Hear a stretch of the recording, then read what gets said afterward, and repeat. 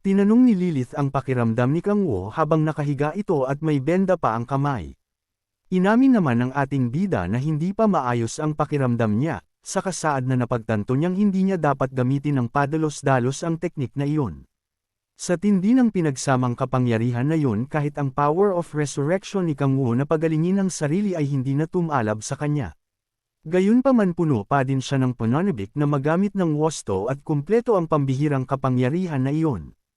Iniulat naman ni Lilith na patuloy ang supply ng magic tools sa Guardian at pag-level up ng mga player. Ayon pa kay Lilith nakahanap na siya ng third-grade financial institution na susuporta sa gwardya kaya't wala na silang dapat alalahanin. Tanong naman ni Kang Woo kung anong lagay ng digmaan sa pagitan ni Lucifer at ng Demonic Order. Isa ito sa itinuturing na mahalaga ni Kang Woo dahil sa pamamagitan nito malalagasan ang dalawa niyang kaaway. Ngunit sa kasamaang palad ayon kay Lilith ang magkabilang panig ay parehong iniiwasan ang malaking digmaan. Napaisip si Kang Woo kung sino nga ba talaga sa Demonic Order at Lucifer ang mas malakas. Kung iisipin ay dihamak mas malakas si Lucifer ngunit alam din ni Kang Woo na hindi pa nila ganun kaalam ang buong detalye tungkol sa Demonic Order upang magbigay ng conclusion. Maging si Mama na mula dito ay wala ding alam tungkol sa Demonic Order, kaya't siguradong ang nasa likod ng grupo ay mas malaki at malakas na kalaban. Tinanong ni Kang Woo kay Lilith kung nasa Earth ba si Lucifer.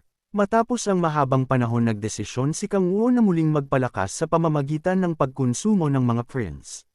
Sagot ni Lilith na wala silang nakita na anumang bakas ni Lucifer kaya't marahil ay wala pa ito sa Earth. Kailangang si Lucifer mismo ang bumaba sa Earth upang magawa ni Kang Woo kunin ang kaluluwa nito. Ngunit napaisip ang ating bida kung hindi pa ba sapat ang mga ginawa niya upang galitin ang pusit na si Lucifer. Alam ni Kang Woo na dapat maging isang galit na halimaw si Lucifer gaya ng nababasa niya sa manhwa matapos mawalan ng pinakamalapit na kaibigan, nang sa ganun tuluyan nitong alisin ang pansin sa Heavenly Realms at magtungo kay Satan.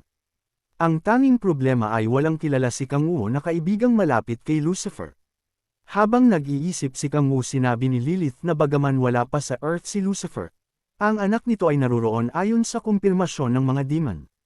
Matapos suriin ni Lilith ang recording device sa isang branch ng Demonic Order na inatake ng puwersa ni Lucifer, nakita nilang ang demon na umatake dito ay walang iba kundi ang anak ni Lucifer. Napaisip naman kaagad si Kang Woo kung totoong may anak si Lucifer. Halos lahat ng prince ay mabubuo lang mula sa seed ng demonic energy, at bilang lang ang mga demon na ipinanganak na may magulang. Gayunpaman sa loob ng ilang libong taon walang sino man sa mga demon ang nagkaroon ng anak, kahit na ang Leviathan na may magulang ay hindi din nagkaroon ng sariling anak. Malademonyong nakangisi si Kang Woo sabay tanong kay Lilith kung pinapahalagahan din ba ng mga demon ang kanilang anak. Puno ng kumpiyansa si Kang Woo siya na ang pinakamalupit makontrabida sa kasaysayan, dahil sa galing niyang bumitaw ng mga linya. Sa kabilang banda nagliwanag naman ang mukha ni Lilith at inisip na nais ni Kang Woo na gumawa sila ng anak. Sa kilig ay lumabas pa ang mga galami nito sa kainaming matagal niya na itong nais at nahihiya lang siyang aminin. Parang bumaliktad naman ang sikmura ni Kang Woo sa narinig at nawala ang pagka-villain mode. Kaagad niyang sinaway si Lilith at sinabing hindi ito ang ibig niyang sabihin. Bigla namang nag-iba ang hangin at malungkot na humingi ng tawad si Lilith kay Kang Woo. Nang makitang nasaktan niya si Lilith tumayo si Kang Woo sa upuan at lumapit sa babae. Si Lilith ang isa sa pinakaimportante sa kanya dahil pagdating sa pangangalap ng impormasyon at pagmamanipula wala nang makakatalo pa dito. Bagaman may pagka-agresibo ito, kapag nawala si Lilith ay para naring nawalan siya ng tainga, mata at kamay. Kung dahil sa nasaktan si Lilith sa mga sinabi niya at hamina ang pagtatrabaho nito mismong si Kang Woo din ang maaapektuhan. Upang maiwasan yun kaagad niyang niyakap mula sa likuran ang babae malambing niyang sinabi na kapag tapos na ang lahat maaari nilang pag-usapan ang ganun kaseryosong bagay. Ngunit alam naman nating lahat na kasinungalingan lang yun ng bastardo nating bida.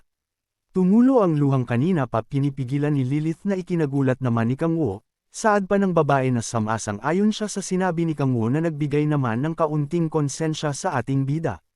Matapos yun muling itinanong ni Kang Woo kung anong palagay ni Lilith sa tanong niya kanina. Sagot naman ni Lilith na hindi siya sigurado ngunit kung magkakaroon sila ng anak ni Kang Woo, ibubuwis niya ang buhay niya upang maprotektahan ito at mamahalin habang buhay. Nagulat naman si Lilith nang iutos ni Kang Wu na hanapin ito ang kinaroroonan ng anak ni Lucifer. Nakangisi pa niyang saad na magandang makita niya mismo kung anong gagawin ng bastardong prince. Sa isang banda nagtakbuhan ang mga pusit na demonic order matapos silang sakalayan ng puwersa ni Lucifer. Walang awang pinagpapatay ni Lucis ang bawat makita niyang lalaki. Saad pa niya na napaka-boring ng kanyang pakikipaglaban, kaya't naisip pang wala ding ubra sa kanya ang bastardong si Satan. Tanong ni Lucis sa Tworong Demon na si Rexgard kung nahanap na ba nito ang lokasyon ni Satan. Ngunit sagot nitong wala siyang nakuhang anumang impormasyon mula sa pinuno ng lugar, kahit pa ginawa niya na ang lahat ng pagpapahirap dito. Nang gigigil na nilingan ni Lucis ang Toro at inatake ng kapangyarihan bilang parusa. Napaluhod naman ito at sinabing mahabang oras na ang lumipas at maaaring malaman ni Lucifer na nagpunta sila doon. Kaagad naman siyang pinatahimik ni Lucis at sinabing hindi sila babalik hanggat hindi dala ang ulo ni Satan. Nagngingit-ngit pa niyang saad sa isip na sino ang bastardong si Satan upang magdeklare ng digmaan laban sa kanila.